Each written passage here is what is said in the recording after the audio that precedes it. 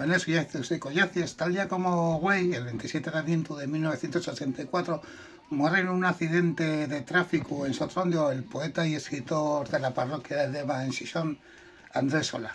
Tenía 29 años nada más y fue una noticia perdura para el mundo de la cultura asturiana y la política asturianista.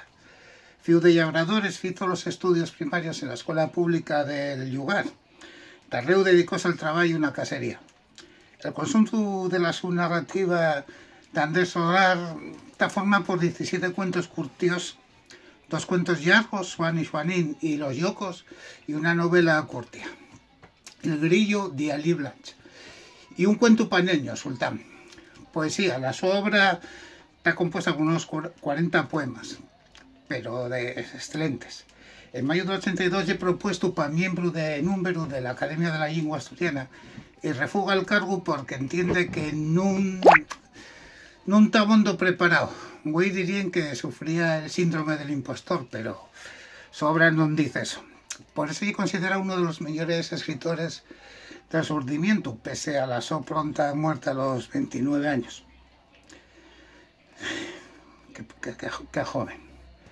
Así que voy a recitar uno de los poemas más conocidos de su obra y con el que el grupo de música Escamala Rede hizo un cancio.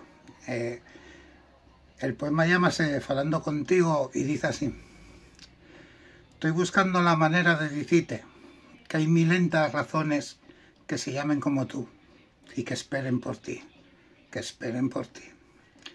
A vegaes camiento cansado que ni siquiera sabrán que tuvimos aquí, asolellando un país que cayó una noche a la más, y na más y na noche lo quisieren dejar.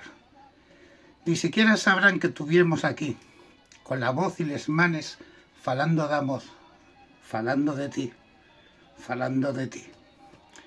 Pero ya igual, hay que hacer del orgullo un fuego, y del viento un hermano, que esparda el calor, que esparda el calor.